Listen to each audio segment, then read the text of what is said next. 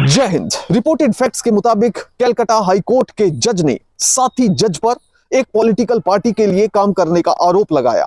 High court के एक जज द्वारा दूसरे जज पर यह आरोप लगाने के बाद बवाल मच गया।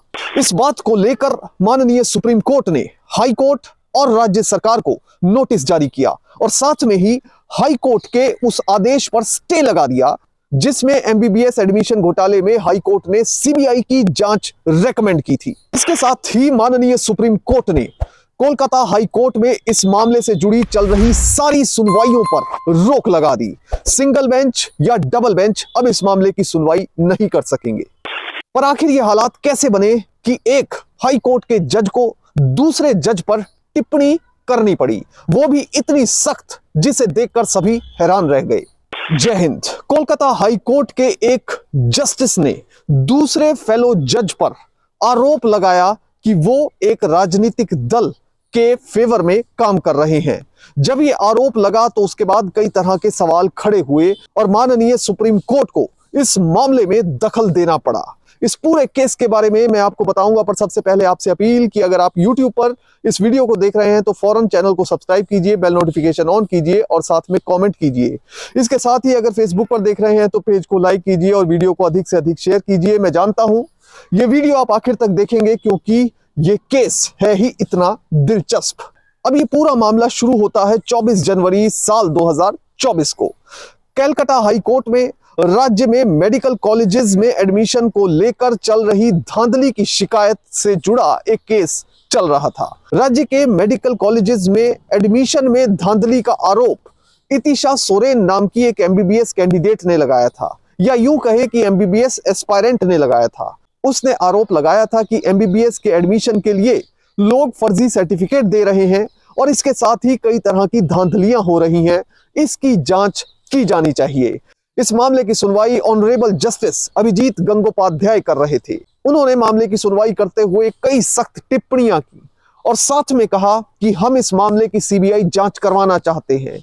हमें राज्य पुलिस पर भरोसा नहीं है, इसलिए इस मामले की जांच सीबीआई को दे दी जाए।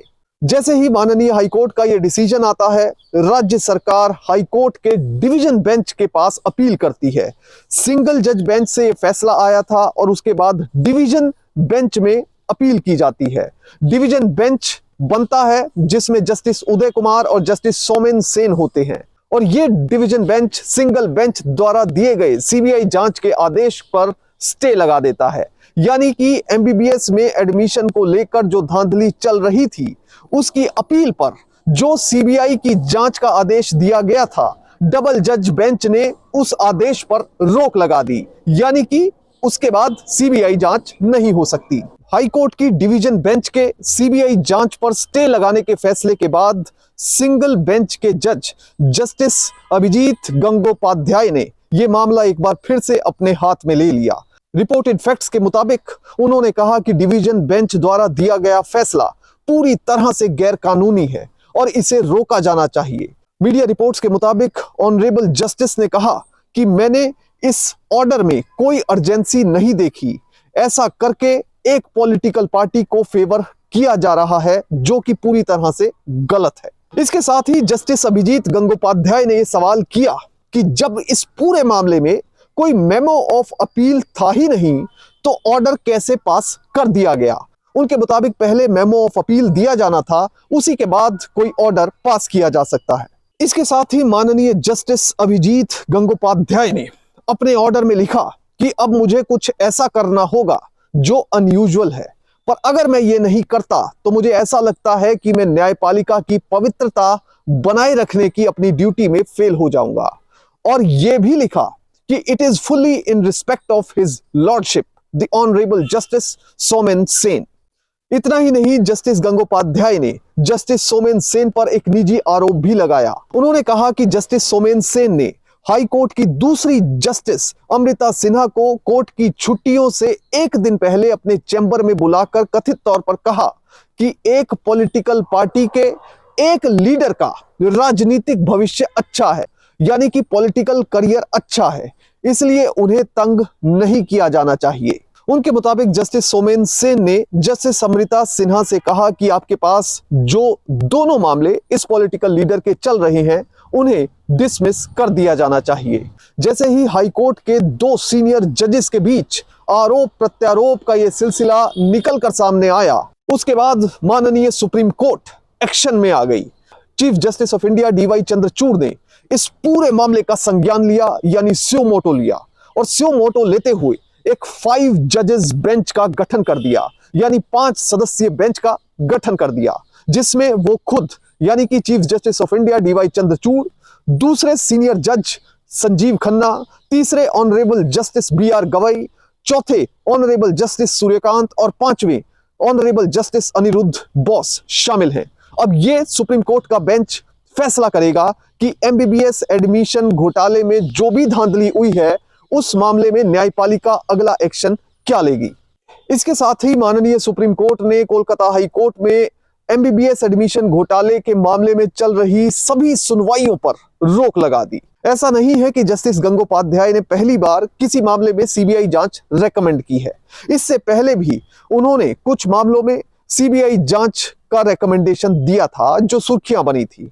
उन्होंने टीचर रिक्रूटमेंट स्कैम में CBI जांच का आदेश दिया था, जिस वजह से राज्य के एक पूर्व मंत्री और कई अधिकारी गिरफ्तार हुए थे, और कुल मिलाकर इस मामले में जांच एजेंसी ने 100 करोड़ रुपए की रिकवरी की थी, जो कि एक बड़ी बात थी।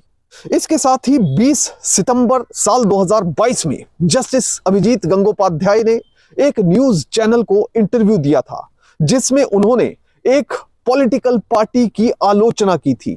फिर यह मामला सुप्रीम कोर्ट पहुंचा, जिसके बाद माननीय सुप्रीम कोर्ट ने हाई कोर्ट के चीफ जस्टिस को टीचर रिक्रूटमेंट स्कैम वाला मामला दूसरे जज को ट्रांसफर करने को कहा था। इसके साथ ही माननीय सुप्रीम कोर्ट ने यह भी कहा था कि कोई भी जज पेंडिंग केसेस के बारे में इंटरव्यू नहीं दे सकता।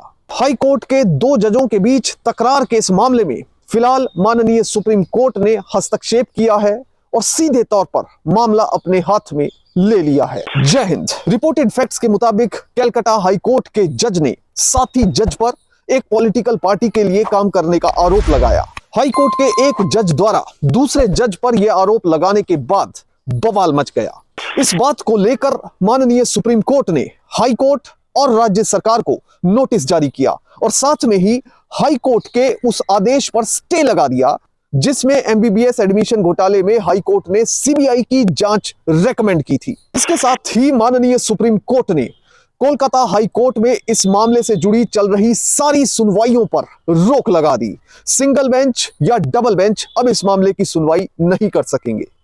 पर आखिर ये हालात कैसे बने कि एक हाई कोर्ट के जज को दूसरे जज पर टिप्पणी करनी पड़ी, वो भी इतनी सख्त, जिसे देखकर सभी हैरान रह गए।